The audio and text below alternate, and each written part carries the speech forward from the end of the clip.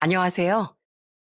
어렵게 다시 만난 아내와 제2의 인생을 꿈꾸고 있는 50대 남자입니다. 여러분은 혹시 운명을 믿으시나요? 저는 그런 건 영화에서나 찾는 낭만이라고 생각했습니다.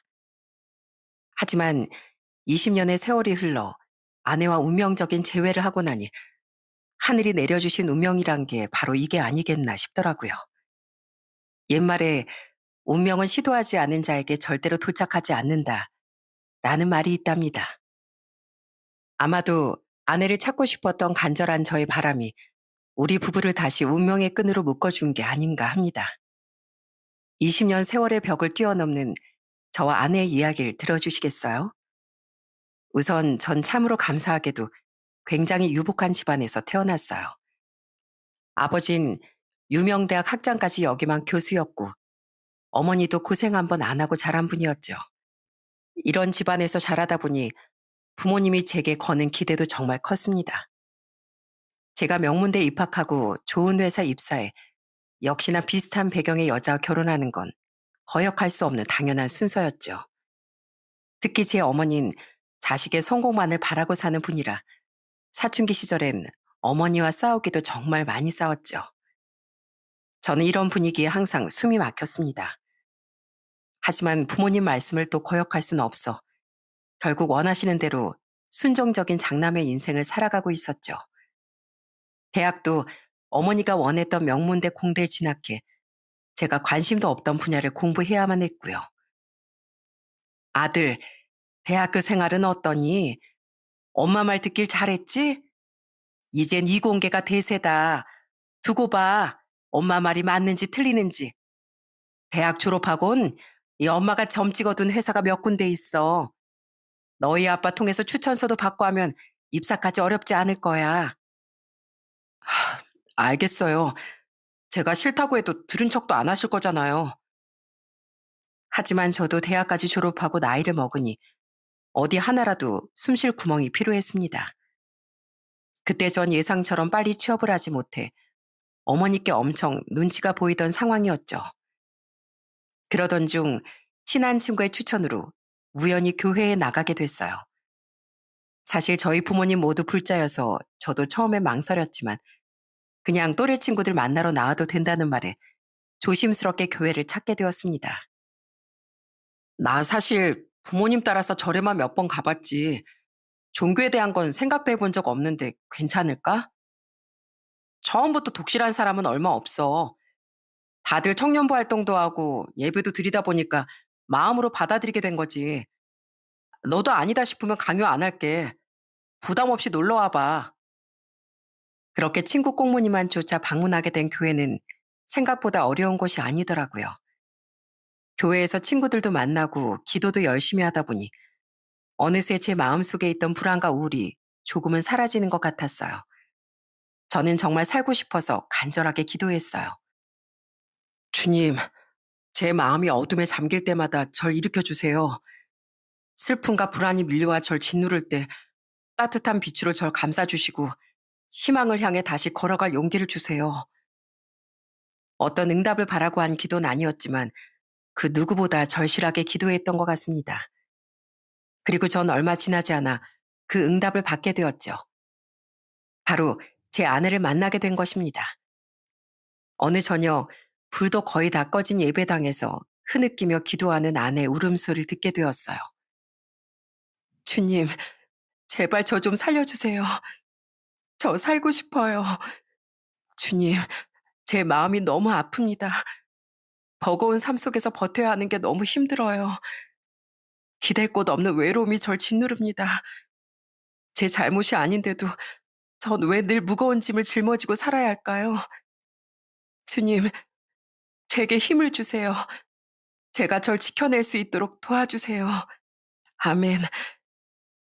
그땐 아내에게 어떤 사연이 있는 줄도 몰랐지만 기도 내용이 너무 슬프고 무거워서 문득 아내를 위로해주고 싶다는 생각이 들었어요. 할 수 있다면 아내의 고민을 들어주고 싶다는 생각도요. 하지만 아내와 속 얘기를 털어놓을 만큼 가까운 사이가 되긴 어려웠습니다. 그러다 제가 운 좋게 원하던 기업에 취업하게 되었고 청년부 친구들과 축하 파티라며 아내와 부쩍 가까워질 기회가 생겼어요. 그러면서 자연스레 아내의 집안 사정에 대해 듣게 되었습니다. 전 9살 때 엄마가 암으로 돌아가시고 홀아버지 밑에서 자랐어요. 아버지가 가정에 충실한 분이 아니어서 전 늘 혼자 있었거든요. 그러다 선생님의 추천으로 교회에 오게 됐고, 가난한 환경이지만 이렇게 웃으면서 자랄 수 있게 됐어요. 나중에 더 자세한 이야기를 들어보니 홀아버지 밑에서 자라나는 고생을 정말 많이 했더군요. 아내의 아버진 술과 노름으로 있는 재산도 다 날려먹었고, 혼자 집안 생계를 책임지느라 허드렛 일만 하던 아내 어머니는 젊은 나이에 큰 병을 얻어 돌아가시게 되었답니다. 저는 아내의 이야기를 듣고 진심을 담아 같이 기도했어요. 아내가 조금이나마 편해졌으면 했으니까요. 살려달라는 아내의 기도가 제 머릿속에서 내내 떠나질 않았거든요. 그렇게 같이 교회에 다니며 함께 기도하다 보니 저희는 서로의 마음을 확인하고 좋은 관계로 발전하게 되었어요. 아내와 결혼을 생각할 만큼 깊은 관계가 되고 저 역시 아내에게 부모님의 꼭두가시 같은 내 인생에 대해 털어놓았죠. 난 내가 자란 환경이 제일 힘들고 불행할 거라 생각했는데 오빠네 이야기를 들어보니까 오빠도 정말 힘들었겠다. 난 오빠가 좋은 환경에서 좋은 것만 보고 자랐을 거라고 생각했거든. 미안해. 내가 좀 더 일찍 오빠 고민을 알아주지 못해서. 사실 이렇게 내 속마음을 모두 털어놓은 건 처음이거든. 서정이 네가 잘 들어주고 위로까지 해주니까 그동안의 고민이 다 씻겨 내려가는 것 같아. 오히려 내가 고마워. 널 만나고 좀 더 자신감 있게 살아갈 용기가 생겼어. 전 정말로 아내를 만나고 살면서 처음으로 가장 큰 용기를 얻었습니다. 그건 바로 아내와의 결혼을 결심한 거였죠. 부모님이 반대하실 건 안 봐도 뻔했지만 아내와 함께라면 완강한 어머니의 고집도 꺾을 수 있을 것 같았어요. 그래서 마침내 큰 결심을 하고 어머니 앞에 무릎을 꿇고 앉았습니다. 엄마, 저 드릴 말씀이 있어요. 저 결혼하고 싶은 여자가 생겼습니다. 정말 착하고 좋은 사람이에요. 그래서 엄마가 꼭 허락해 주셨으면 좋겠어요. 아니, 꼭 허락해 주세요. 어머, 이게 갑자기 무슨 소리니? 우리 아들이 요즘 주말마다 바쁘더니 애인 만나러 나간 거였어? 엄마한테 진작 말하지. 그래, 어떤 집안 딸인데? 교수? 의사? 사업가? 아유, 속 시원히 말 좀 해봐. 어머니는 역시 명문가의 며느리를 기대하고 있었어요. 전 어머니께 뺨 한 대 맞을 각오를 하고 아내에 대해 솔직하게 말씀드렸어요. 지금 둘러대봤자 언젠가 들킬 거라고 생각했으니까요. 그게요, 여자친구 어머님은 어렸을 적에 돌아가셨고 지금은 아버님만 계세요. 여자친구는 지금 아는 선배네 식당에서 일을 도와주고 있고요. 엄마, 난 사람을 판단하는 게 꼭 집안이나 어디 대학을 나왔느냐는 아니라고 생각해요. 서정이가 얼마나 좋은 사람인지 엄마가 만나보시면 아실 거예요. 하지만 어머닌 제 예상대로 노발대발하며 펄펄 뛰셨고 온 집안은 난리가 났습니다. 오죽하면 여동생이 뛰어와 어머니를 말릴 정도였어요. 너 지금 그걸 말이라고 하는 거야? 기껏 명문대 보내서 번듯한 회사에 취업시켜 놨더니 뭐? 식당에서 일하는 여자랑 결혼하겠다고? 돈도 없고 근본도 없고 교양도 없는 집에 장가 가겠다고? 너 미쳤니? 내가 널 어떻게 키웠는데 집안에 장남이란 놈이 어디 그딴 여자를 데려와서 집안 망신을 시켜? 내 눈에 흙이 들어가도 아니 내 눈이 멀어도 절대 안 돼. 절대로. 어머니의 반대는 예상보다 훨씬 완강했습니다. 아무리 어머니에게 빌며 사정해도 어머니는 아내를 만나줄 생각조차 하지 않으셨어요. 대략 이 사실을 알게 된 아내는 어머니를 직접 찾아뵙고 말씀드리겠다고 했죠. 저는 어떤 봉변을 당할지 몰라 어머니와의 만남을 반대했지만 아내는 끝까지 직접 찾아뵙고 싶다고 했죠. 결국 전 아내와 무작정 본가에 방문을 했습니다. 처음엔 문도 안 열어주시는 걸 여동생이 몰래 열어줘서 겨우 집 안에 들어갈 수 있었네요. 아내는 어머니를 뵙자마자 일단 무릎을 꿇고 앉았습니다. 이렇게 갑자기 찾아뵙게 되어 정말 죄송합니다, 어머님. 어머님, 제가 정진시에 비해 부족하고 모자란 게 많지만 어머님, 아버님 말씀 잘 따르고 열심히 배워나갈게요. 한 번만, 한 번만 기회를 주시면 절대 실망시키지 않는 며느리가 될게요. 허참, 이봐요. 지금 누굴 보고 어머님이래요? 그쪽 어머니한테나 가서 그렇게 불러요. 아, 엄마가 안 계시다고 했었나? 암튼 난 길게 말 섞고 싶지도 않고 우리 아들이랑 당장 헤어져요. 이렇게 교양 있게 얘기하는 거 오늘이 마지막이니까 나도 그쪽한테 험한 걸 보이고 싶지도 않고 사람이 분수가 있고 수준이라는 게 있지. 어디 감히 내 아들을 넘봐? 내 남편 직업이 뭔진 들었어요? 그따위 조건을 가지고 감히 교수 집안을 노려? 생긴 거 그렇게 안 생겨서 꽃뱀이야 뭐야? 엄마, 어떻게 그런 말씀을 하세요? 제가 이 사람한테 결혼해달라고 매달린 거예요. 착하고 좋은 사람, 제가 이런 꼴을 겪게 하는 거라고요. 당장 사과하세요. 지금 제일 교양 없는 건 엄마니까요. 결국 어머니는 제 얼굴에 냉수를 끼얹으셨고 저희는 그대로 집에서 쫓겨났습니다. 아내는 많이 놀랐을 텐데 도리어 울면서 절 위로하더라고요. 미안해. 정말 미안해. 못난 나 때문에 오빠가 어머님이랑 다투게 됐잖아. 내가 멀쩡히 내 부모님만 살아있었어도 내 직업만 번듯했어도 오빠가 이렇게 마음고생하는 일은 없었을 텐데 내가 너무 부족해서 미안해 오빠. 전 우는 아내를 힘껏 껴안았습니다. 저는 어머니의 반대를 이겨낼 힘도 능력도 없었지만 세상 누구보다 아내를 따뜻하게 안아줄 자신이 있었어요. 그런 소리 하지 마. 넌 지금 그대로도 완벽한 사람이야. 오히려 엄마한테 그런 막말을 듣게 해서 내가 미안해. 나한텐 이제 서정이 너뿐이야. 너만 있으면 돼. 저는 그날 이후 당장 짐을 싸들고 나와 가출을 감행했습니다. 어머니가 끝까지 반대하시면 집안과 연을 끊을 생각까지 있었어요. 제가 그렇게 집을 나오자 이젠 아버지와 동생까지 차례로 전화가 와 화를 내고 절 협박하더라고요. 너 이 자식 지금 어디야? 네 엄마가 얼마나 큰 충격을 받은 줄 알아? 내가 널 그렇게 가르쳤어? 부모가 힘들게 낳아주고 길러줬더니 웬 근본 없는 여자한테 홀랑 빠져서 가족을 등져. 너 당장 안 돌아오면 호적에서 파버릴 줄 알아. 그것뿐만이 아니라 내가 너한테 줬던 모든 돈과 지원 그날부로 다 뱉어내야 할 거다. 알겠어? 네, 아버지. 다 가져가세요. 아니다. 제가 먼저 돌려드릴게요. 전 이 사람 없으면 이제 돈이고 뭐고 다 필요 없어요. 저는 결국 저희 식구들을 포기하고 아내와의 결혼을 진행했습니다. 그러던 어느 날 뜻밖의 인물이 절 찾아왔어요. 그건 바로 아내의 아버지, 장인어른이셨죠. 언젠가 찾아뵈야 한다고 생각했지만 아내가 계속 망설이고 있었거든요. 그런데 장인어른이 먼저 절 찾아온 것이었죠. 아이고, 김서방, 이제 얼굴을 보는구만. 반가워, 우리 사위. 서정이한테 듣기론 우리 김서방이 그렇게 스펙이 좋다던데. 아닙니다, 장인어른. 제가 먼저 찾아뵀어야 했는데 인사가 늦었네요. 아직 식사 안 하셨으면 근처 식당에서 말씀 나누시는 거 어떨까요? 우리 김서방이 눈치가 참 빠르구만.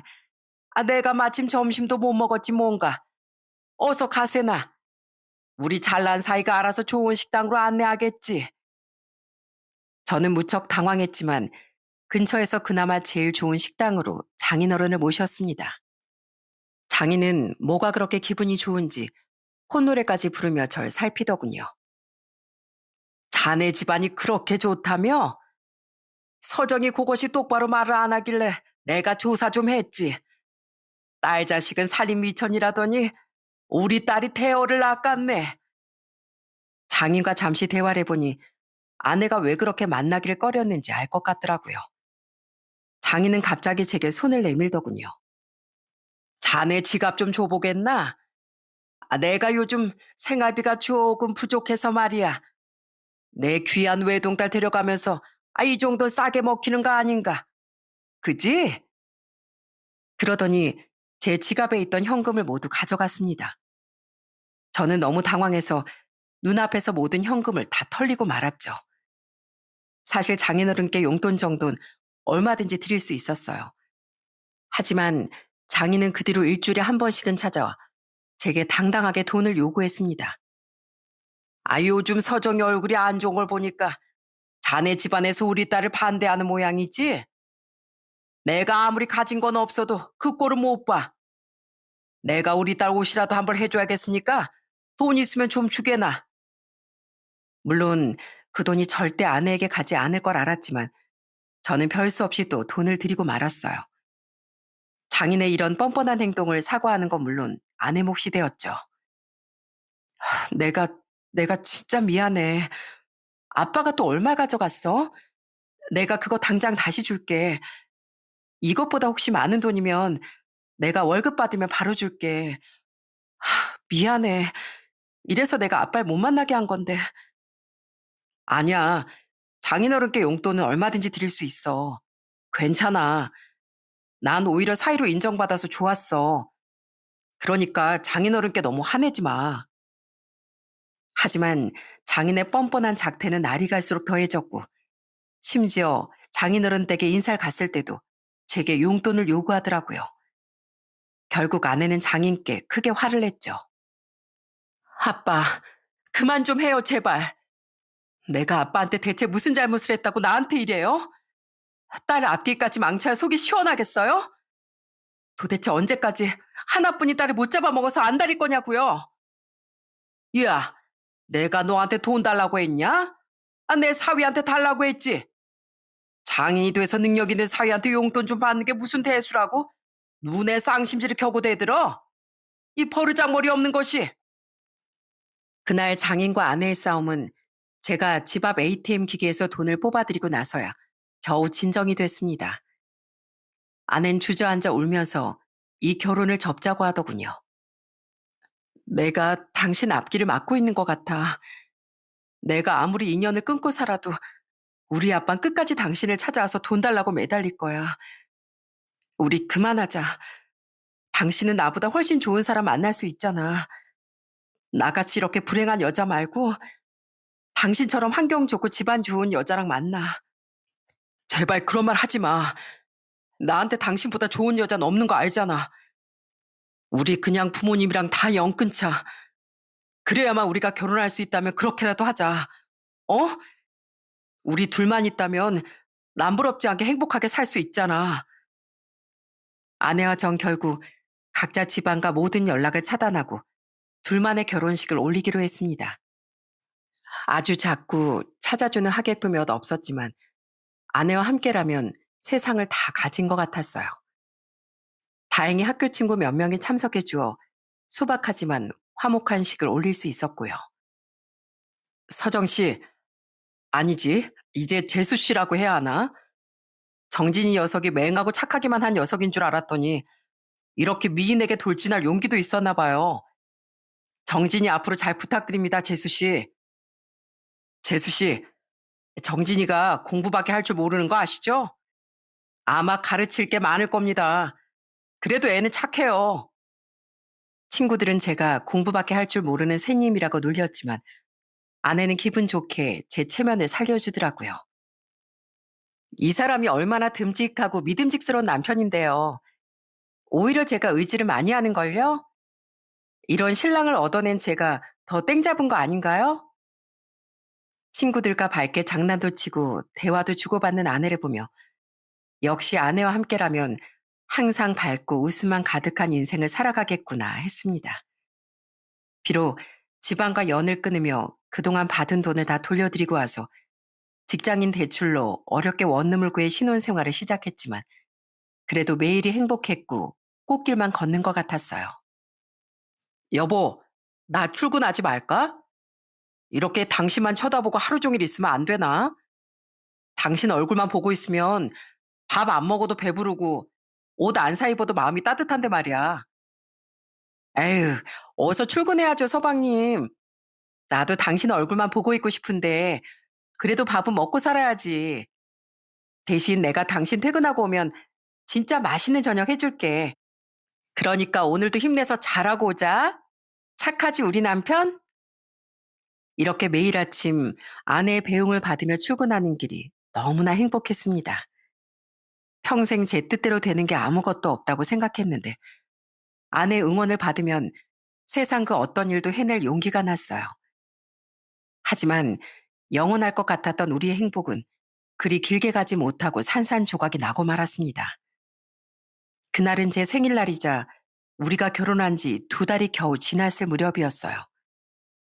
아직은 신혼생활이 소꿉장난 같기만 하고 아내와 보내는 하루하루가 꿈꾸는 것처럼 황홀하기만 했습니다. 아내 며칠 전부터 제 생일날 엄청난 요리를 해주겠다며 바빴거든요. 그런데 막상 당일이 되자 이상하게 표정이 어둡더라고요. 그때는 그저 결혼하고 첫 생일이니까 준비를 열심히 해서 피곤했나 보다 싶었습니다. 지금 생각해보면 제가 참 무심했던 거죠. 그래도 아내는 제 출근을 배웅하며 애써 밝게 웃어주었어요. 오늘 퇴근하자마자 바로 와야 되는 거 알지?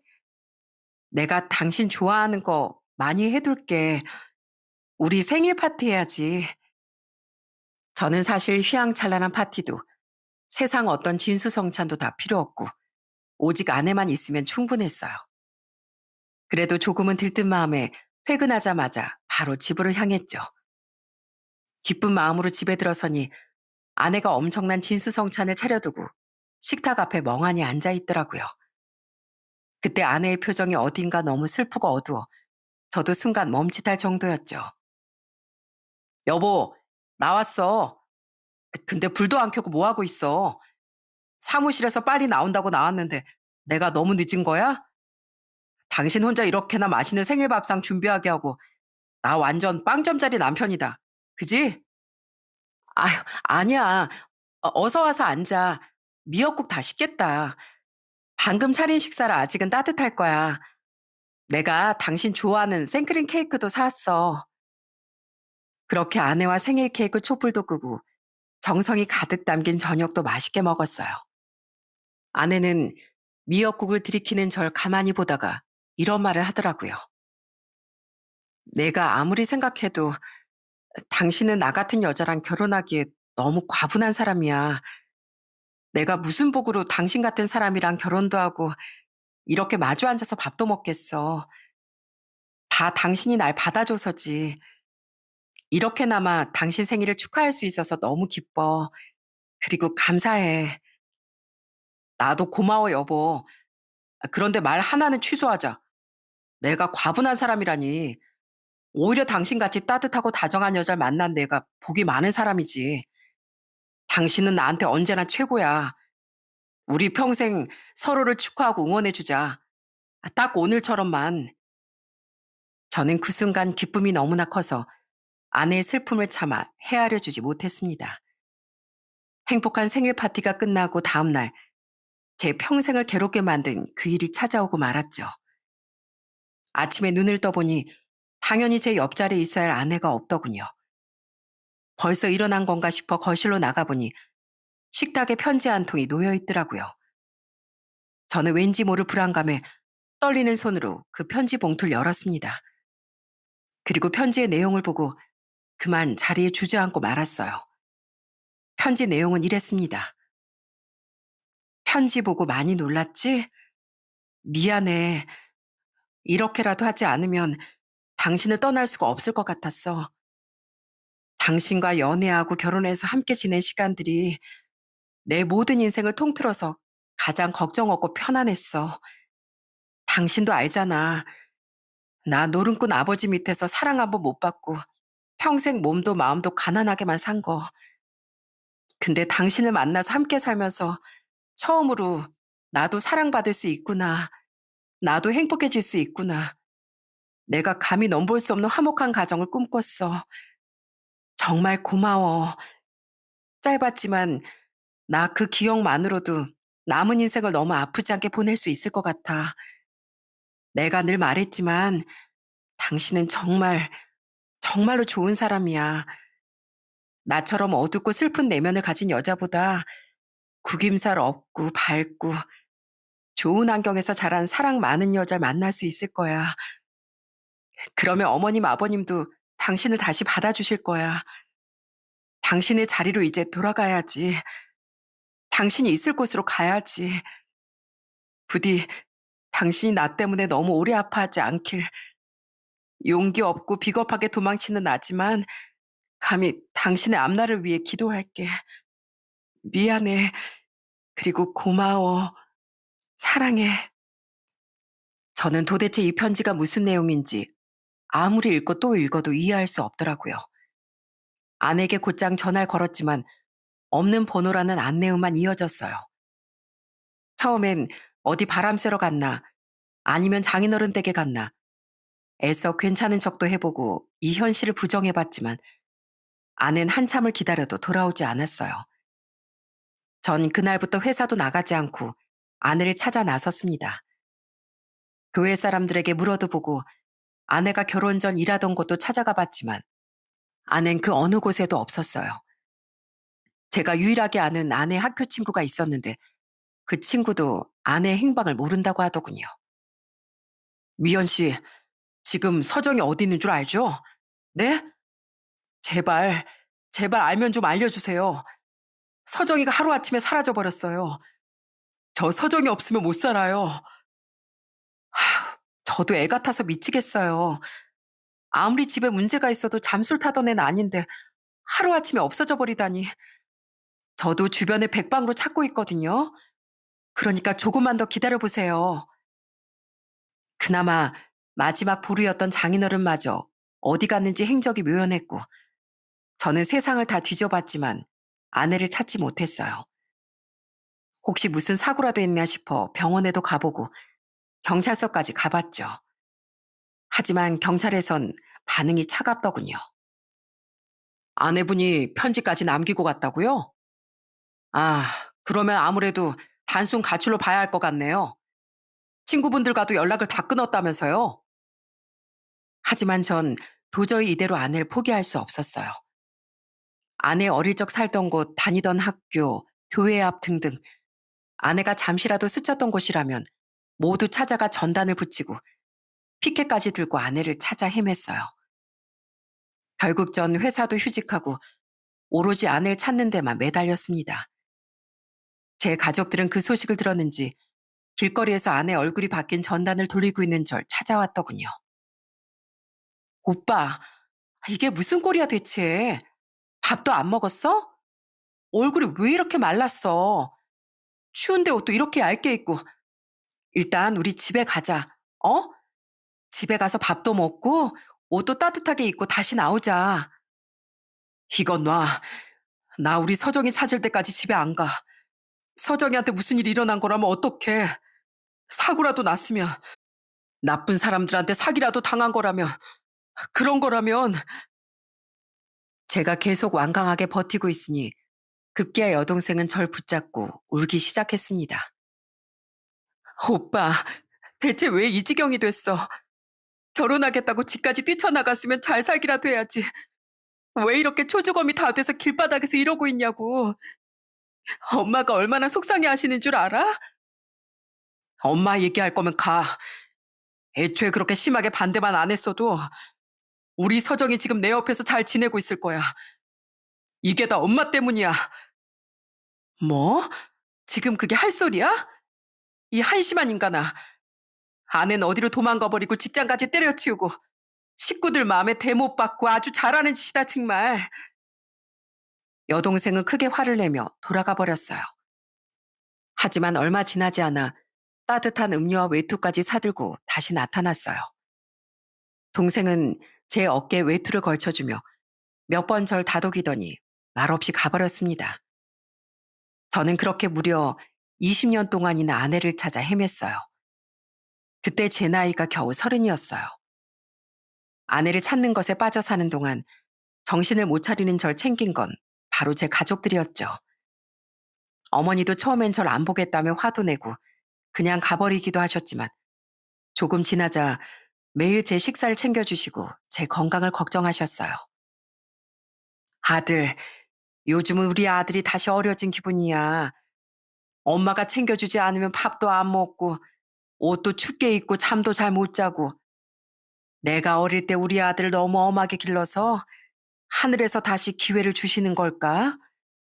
이번에야말로 우리 아들을 사랑으로만 길러보라고. 죄송해요, 엄마. 전 근데 서정이 포기 못해요. 서정이를 놓아줄 수가 없어요. 그래, 그래. 네 마음대로 하렴. 그래도 밥은 먹고 잠은 자면서 해. 그 정도는 해줄 수 있지? 네가 서정이를 못 놓듯이 엄만 우리 아들 포기 못한다. 그렇게 시간이 흘러 제가 30 후반쯤 되자 부모님은 사람은 사람으로 잊어야 한다며 자꾸만 중매를 보라고 떠밀었습니다. 어느 날은 저도 홧김에 중매 선자리에 나가보기도 하고 또 어떤 날은 저도 슬픈 마음을 위로받고 싶어 선자리에 나갔지만 채 1시간도 앉아있지 못하고 돌아오곤 했어요.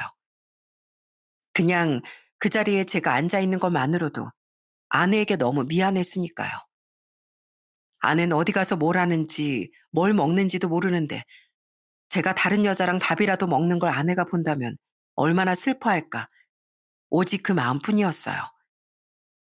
에휴, 정진아, 너도 이제 40이다, 40이야. 언제까지 엄마가 살아있을 것도 아니고 너도 이제 새 출발해야 하지 않겠니? 제가 드릴 말은 이것밖에 없어요. 죄송해요, 어머니.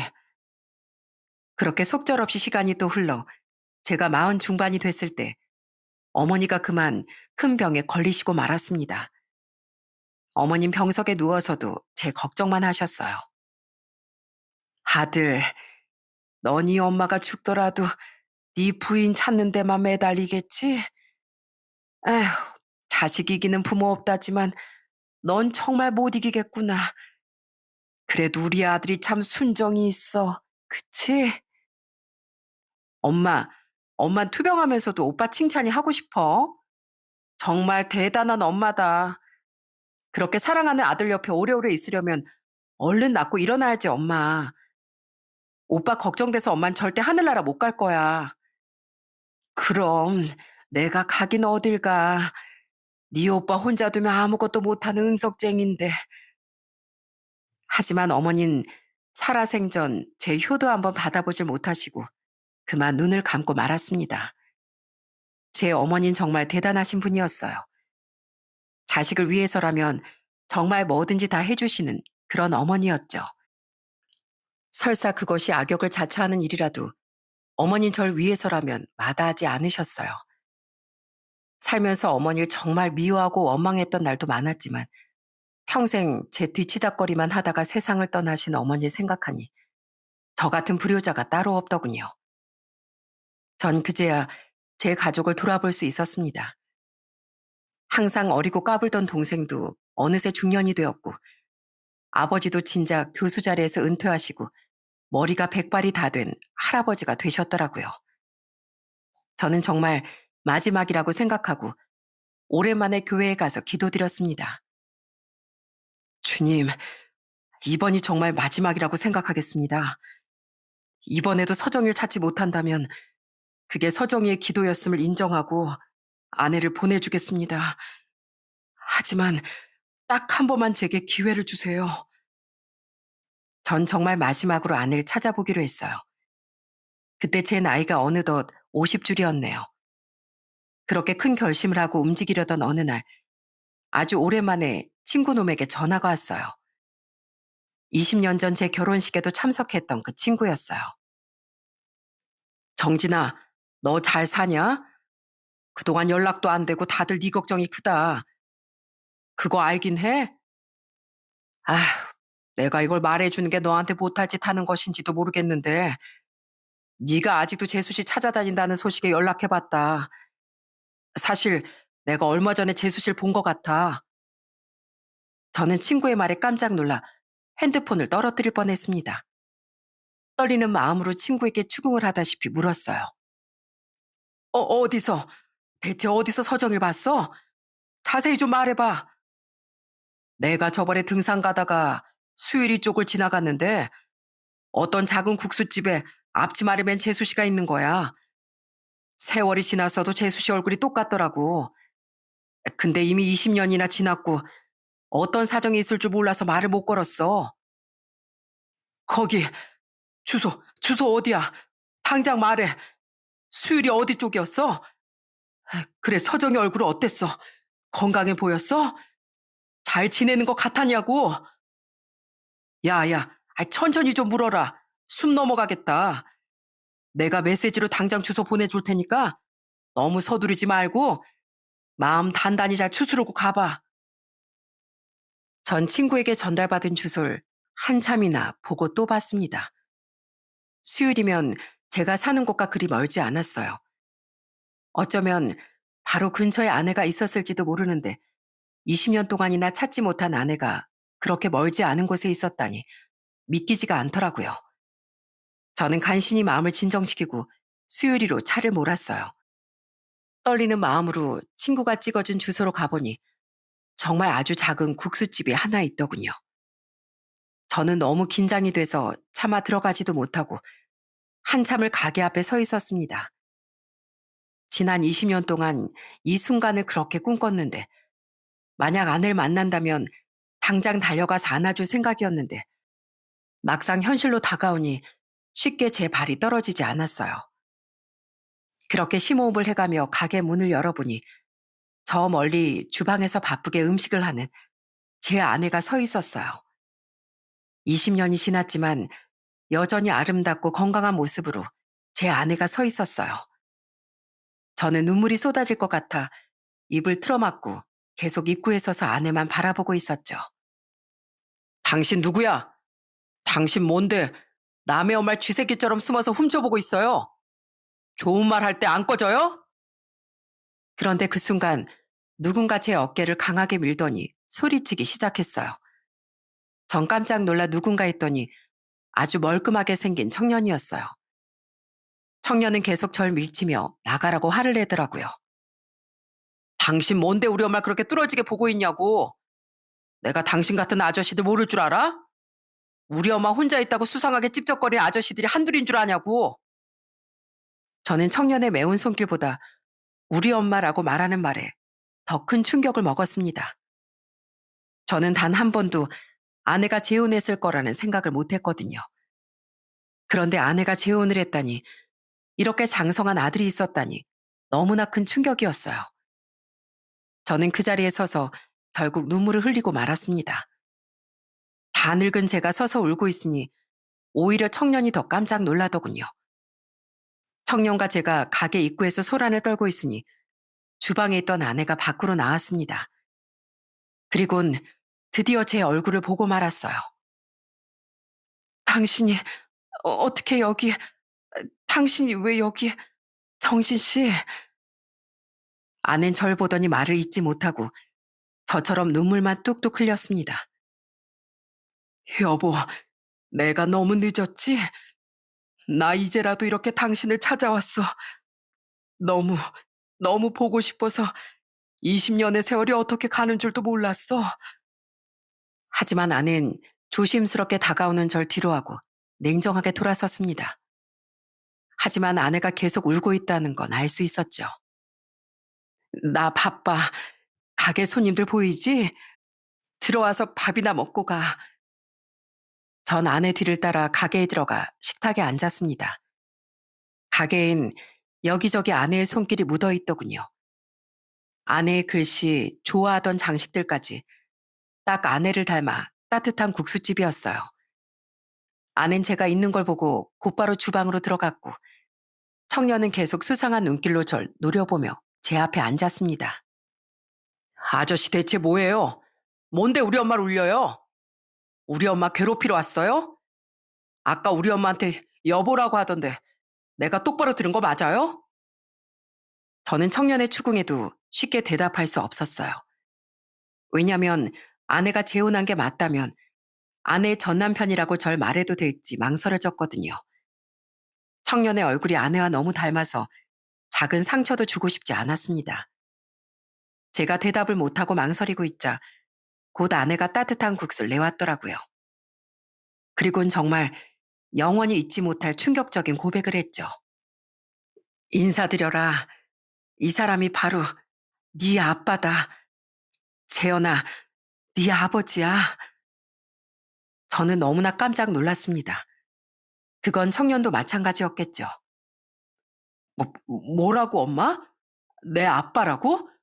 지금 그게 무슨 소리야? 내 아빠가 왜? 내 아들이라고? 여보, 그게 무슨 소리야? 우리한테 아이가 있었단 말이야?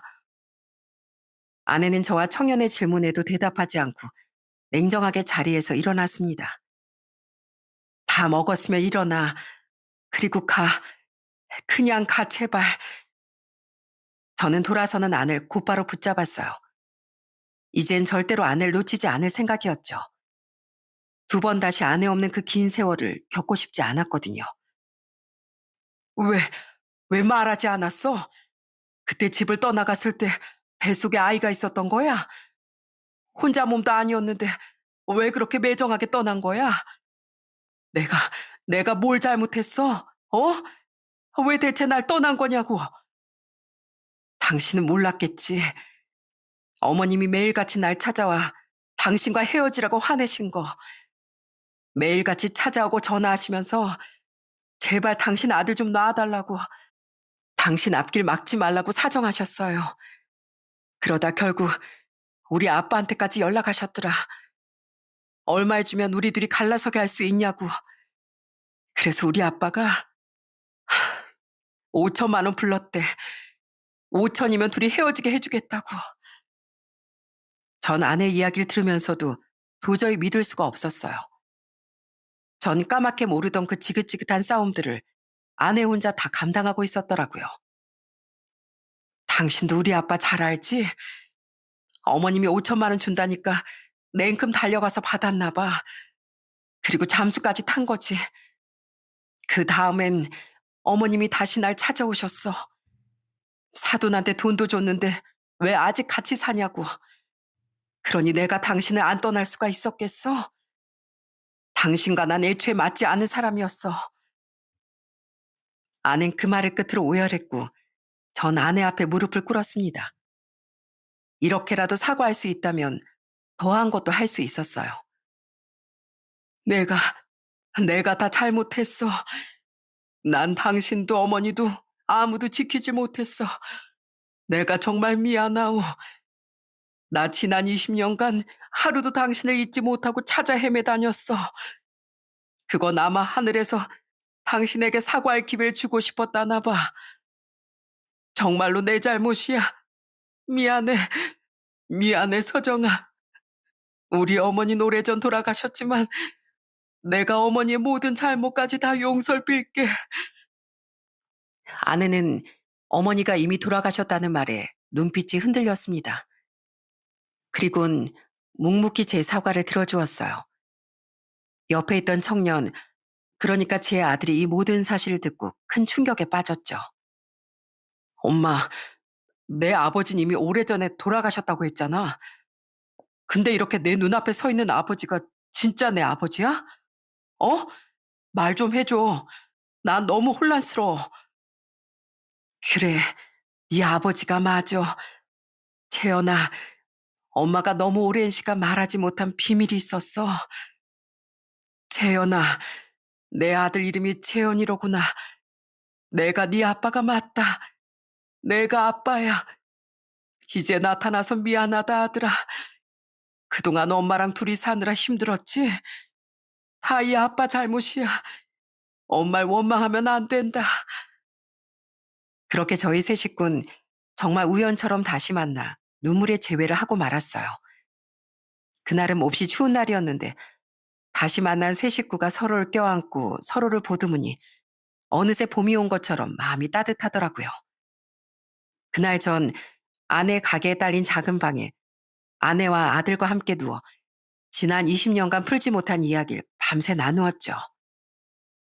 나도 몇 년 전에 아버지가 타지에서 돌아가셨다는 연락을 받았어. 그때 얼마나 가슴이 아프던지. 아무리 내 마음을 아프게 했던 아버지지만 생각해보니까 나 단 한 번도 다정하게 챙겨드린 적이 없더라고. 당신도 어머님 돌아가실 때 그랬지? 어, 난 어머니 때문에 당신을 잃은 거라고 평생을 원망했거든. 어머니 돌아가시면서도 그걸 내내 미안해 하셨어.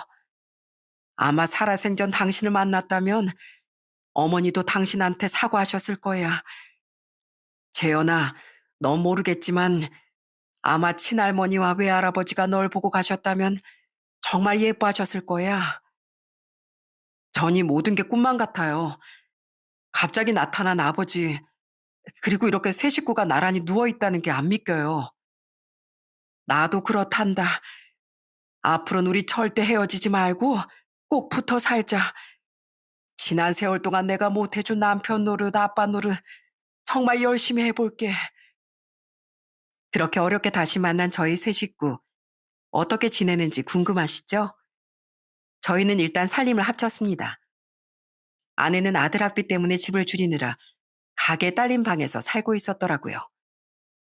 곧장 아내와 아들을 집으로 데려온 전 우리의 새로운 인생을 준비해 나갔습니다. 우선 제 아버지와 여동생에게 아내와 재현이를 소개시켰죠. 아니, 네가 내 손주라고? 정말 내 손주 맞아?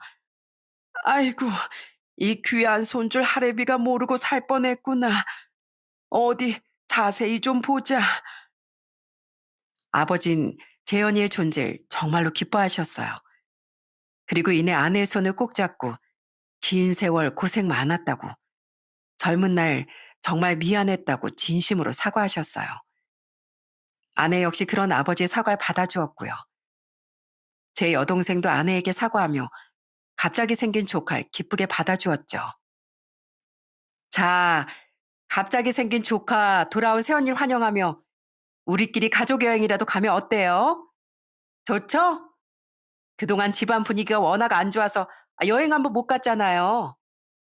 딸, 여행도 참 좋은데 네가 좀 눈치가 없는 것 같다. 가려면 일단 저 세 식구가 먼저 가야지. 거기에 우리가 끼면 되겠니?